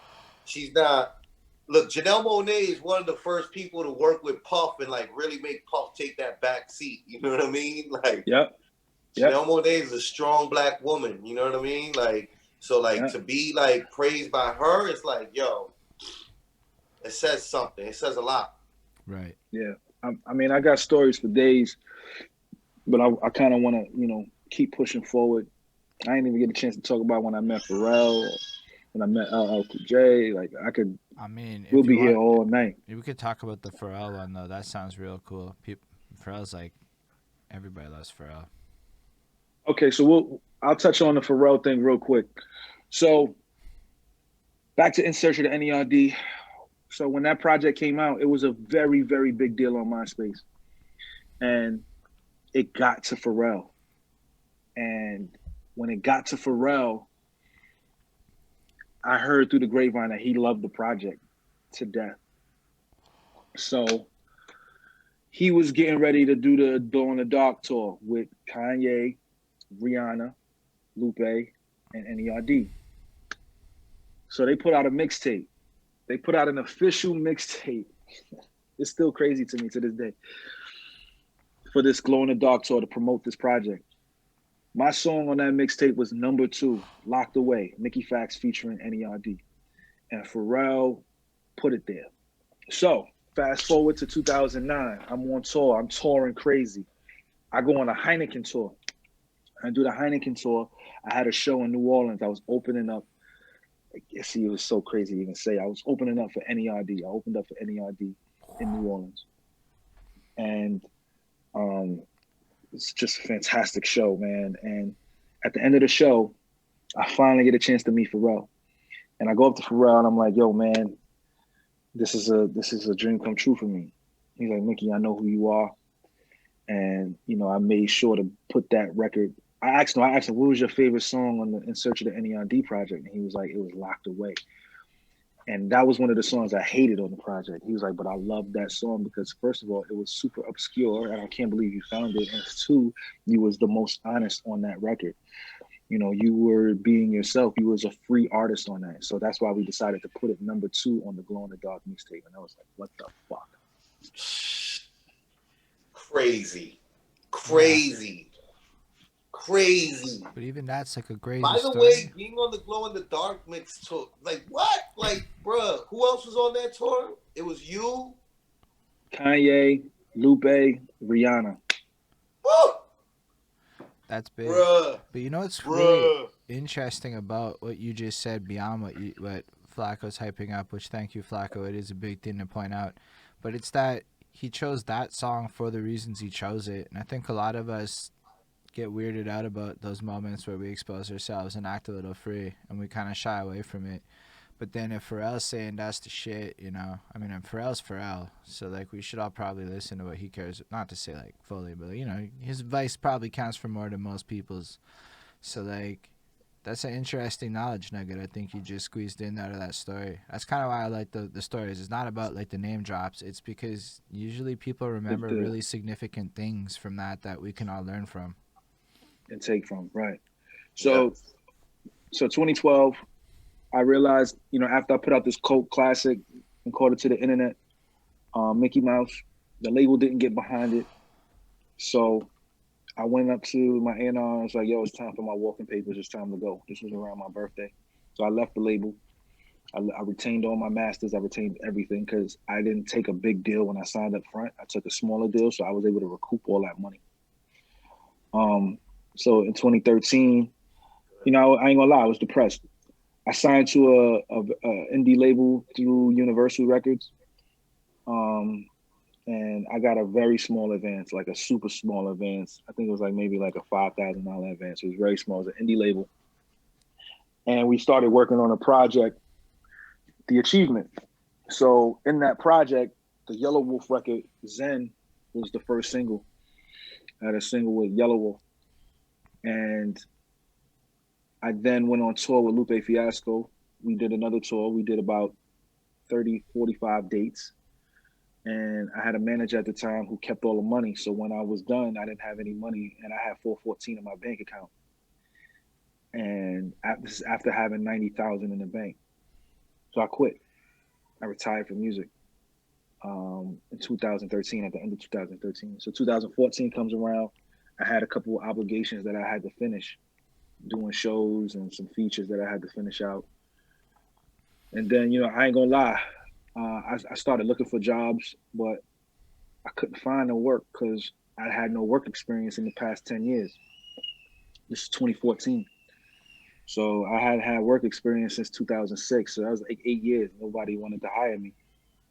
Even though I ran a company and I hired other people, I made hundreds of thousands of dollars. I couldn't get no job nowhere, even with my experience. So I went back to music and I started churning out music again. I was retired for 4 months and I put out 740 Park Avenue after watching a documentary about the richest place in New York City where people live.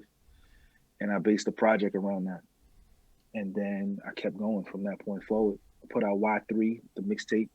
After that, next year, the following year, worked with Elzai and Saha the Prince and Tony Williams. I've listened to that one. I really enjoyed it. Thank you. Then the following year, I did a distro deal with Soul Spasm. And I put out The Achievement, which is my debut album. And we charted #9 on the iTunes charts. And that was a big deal for me because it was all produced by Knots, and I got a chance to work with a lot of MCs from Blue to Royce da 5'9", Styles P, Fonte from Little Brother, Currency, Mac Wilds, Smoke Dizza. I worked with a lot of guys, and the album did really well.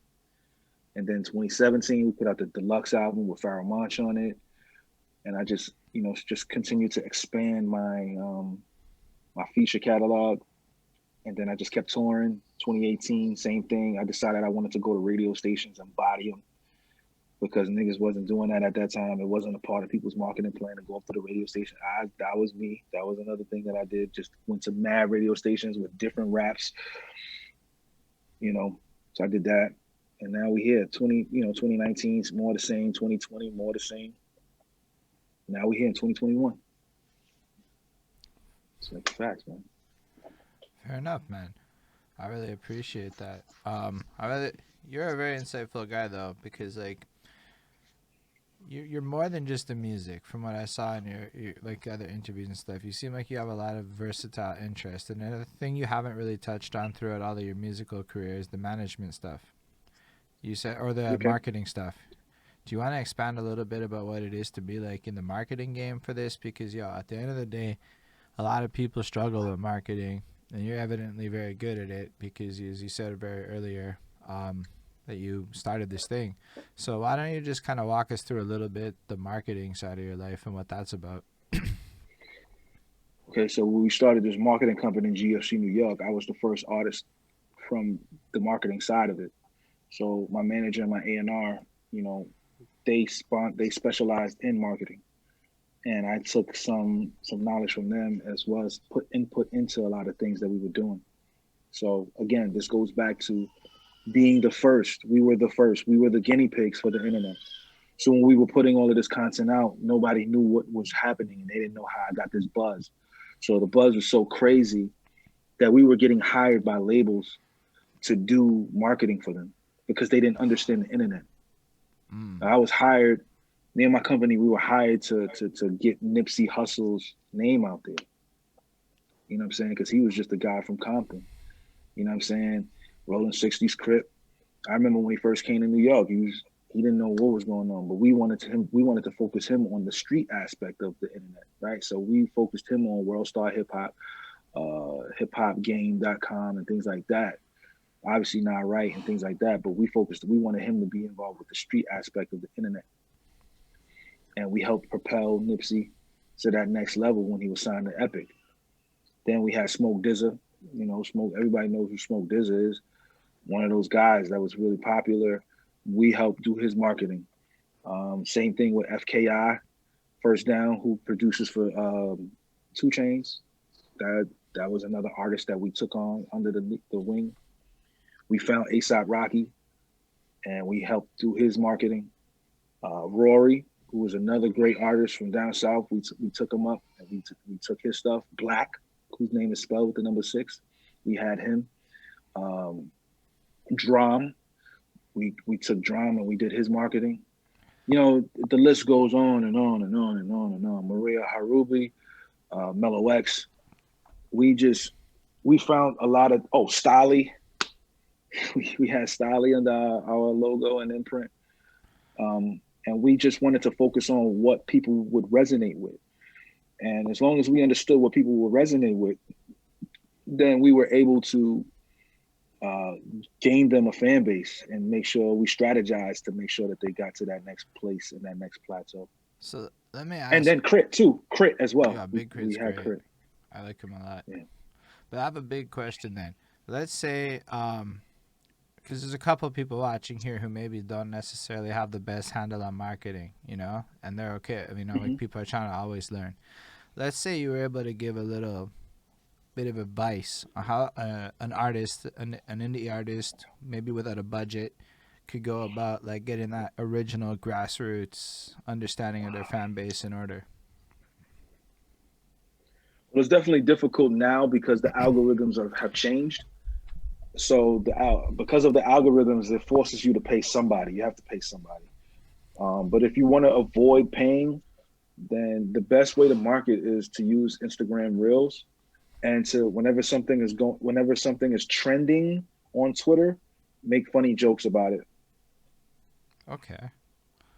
If you want to go viral on Facebook, posts that have to do with religion, politics, and music opinions, and you don't say anything. You state your opinion on the initial post, and then you back away, and then you ask a question.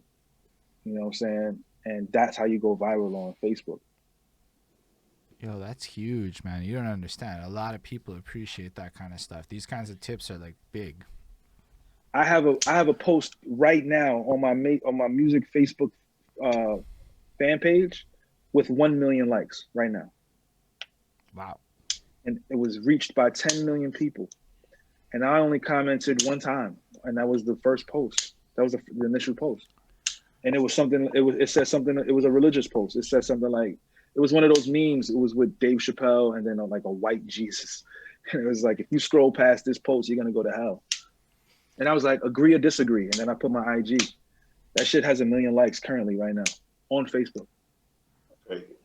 With over like maybe 30, 40,000 comments with people just saying, I disagree, I agree. I never said anything. I never went onto that page to discuss anything with anybody. I just wanted the traction so people could go to my page. Yeah. That's the same. That's the same ideology that Academics ended up taking with his whole posting on Instagram.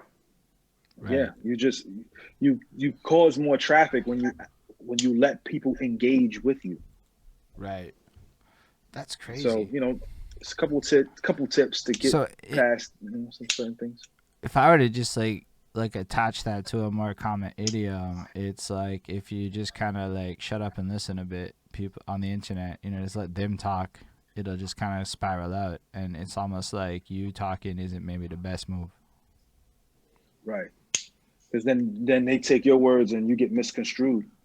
So if I could do something like that right now, I could go on and be like, yo, top 5 lyricists Name your top 5 lyricists. Everybody on my page is gonna comment. I ain't gotta say one word, and it's gonna gain the traction. It's gonna gain it because people always have an opinion. The internet has caused people to have opinions when they shouldn't have them. Mm. So if I That's something that where we come from, that's a core lesson. Like we weren't allowed to before the internet, like we weren't allowed to talk on the block until you got approved in like you know what you're talking about. And even then you can still get checked and be like, Right. what the fuck you just said? Nah, you Right, sound exactly. stupid. Fuck out of here. Yeah. Agreed. Yeah, man. So I actually have to step out. I appreciate that. I haven't eaten lunch or breakfast. I had these 2 cookies in this Chips Ahoy situation. But listen, Chewy man, though. Gotta get the Chewies. No, I hear you, But man. I just want to say thank you for coming through. Honestly, if you ever want to come back, it's always an open invitation because, you're fascinating, and I bet you could just sit there and talk about any one of your stories, and it would be great. But, your life is interesting. You have a lot to offer the world, and I think it's only just beginning for you. Like, you're going to crush it in the next era. Like, this next decade, you're going to crush it. There's no way you're not. You're too smart. I appreciate that, man. Thank you very much. I'm just glad to be here. I'm glad Flacco reached out to me to have me come up here.